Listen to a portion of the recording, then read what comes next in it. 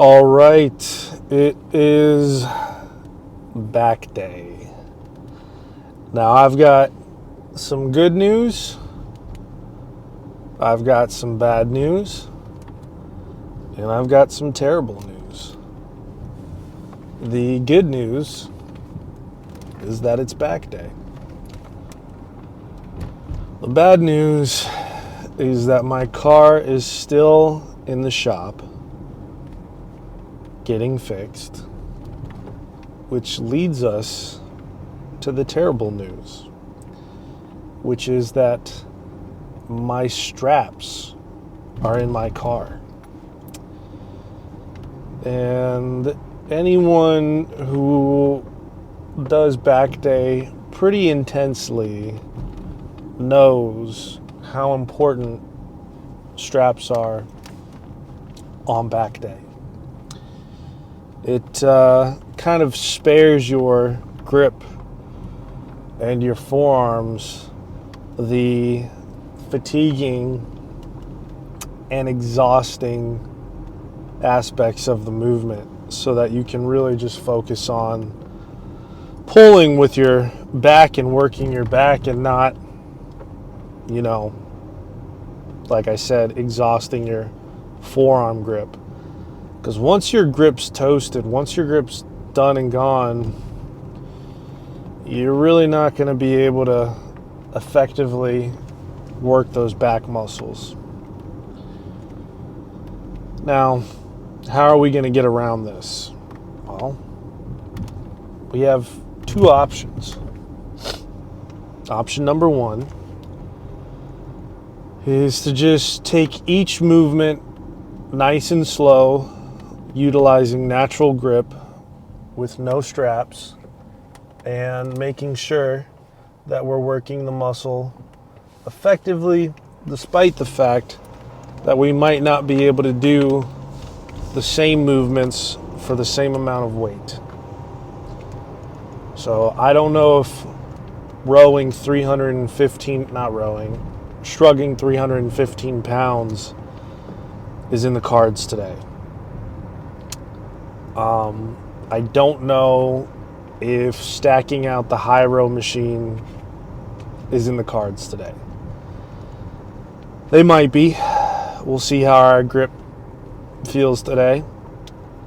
But we're gonna go low and slow about it as far as pacing and progressing the load of the movements that we're doing.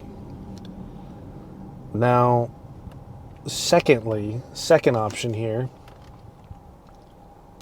is there is a pair of extra straps that my gym provides or seems to have available, or at the very least, I saw them once when sifting through all the different attachments and everything that the gym has available. So, with that being said, I will tell you that those straps are some of the hardest, crustiest straps I've ever touched in my entire life. I don't necessarily have soft skin, okay? In fact, I don't have soft skin. But I put those straps on. I forget what I was trying to do. I was testing a new movement and wanted to utilize straps, and I hadn't brought mine in from the car, so I just grabbed those real quick. But they hurt. So we will see what we're feeling like doing when we get to the gym. Now, because I'm not going to be able to work my back out to the same level of severity and weight that I usually would be able to do, doesn't mean that I'm going to let that throw off my mojo, okay? We still took our pre-workout. We still took the pump potion. And we're still pretty carbed up. That brings me to my next point of topic. As you're growing in the gym, you're probably, depending on your rate of growth, how much weight you gain in whatever period of time, you're probably going to experience a little bit of a phenomenon that I myself am experiencing right now. And that is where your body overall, pre-workout is working really well right now. That is when your body doesn't necessarily catch up to its energy. What's the word that I'm looking for? Your energy expenditure gets a lot higher than what your body's used to dealing with. So don't be surprised if you pack on a significant amount of muscle in a short period of time if you find yourself getting much more fatigued more regularly. I am finding that as I've gained weight, size, and strength, that my sleep quality, if I'm being fair, has diminished. My ability to adequately intake a proper amount of fluids is more difficult. And I would say my level of exhaustion in between sets, as I maintain the high intensity pacing with my workouts, heavy weights, relatively strict range of motion and form, from a cardiovascular standpoint, my heart and my body having to keep up with the oxygenation demand of these now larger muscles, stronger muscles, it's exhausting. Now, the fact that I'm able to make these realizations honestly kind of eliminates them as excuses. Because now that I know the reasoning behind the way that I'm feeling, I have the means necessary to fix them. So, what do? I have to get more strict about my fluid intake. There's just no way around it. I have to be more conscientious about how frequently I'm doing cardio, just for the sake of cardiovascular performance. There's no way around it.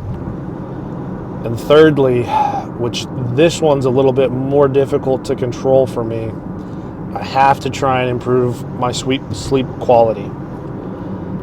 As I have gained size and strength and weight, I have found that the frequency in which I reposition while sleeping at night has increased. I'm tossing and turning a lot more than what I usually would. And these tossing and turnings, I wake up because I'm uncomfortable, I turn over, I go back to sleep. But I do this a multitude of times throughout the night. And I will tell you that it's a contributing factor with me not getting a decent amount of sleep or a decent quality of sleep. Now, sleep is quality and it's quantity, right? So we just addressed my quality of sleep. Now let's address my quantity of sleep. I'm very bad about playing on my phone right up until I'm so exhausted I can barely keep my eyes open. And it's a pretty common thing this day and age for people to play on their phones prior to going to bed. It's something that I need to get better at. But with that being said, if I were to just go to bed and put my phone down, I might be able to get myself an extra hour, hour and a half, maybe even 2 hours, depending on how early I go to bed, of sleep, which might help to improve my overall rested level, even though the quality of sleep might necessarily improve. That's definitely something that I can try.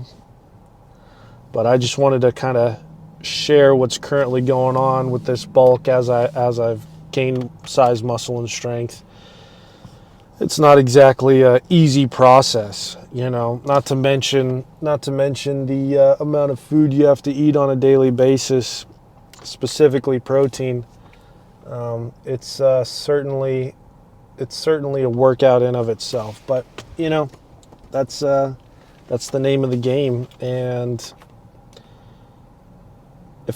if you were to quit at anything as soon as it gets difficult and as soon as it gets tough, or as soon as you start to falter in the pacing of success or the level of success as you embark in an endeavor, you know, you would never get anything done. So we're going to make the adjustments needed.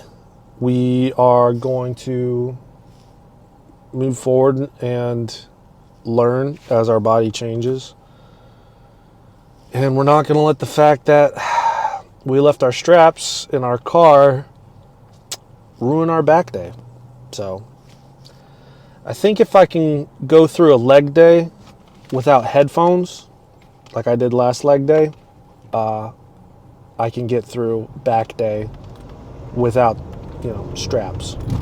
But like I said, if I absolutely need to, I can borrow some of the community straps that my gym, I'm pretty sure, has available. So I think that's enough talking for right now. I'll see you guys in the gym.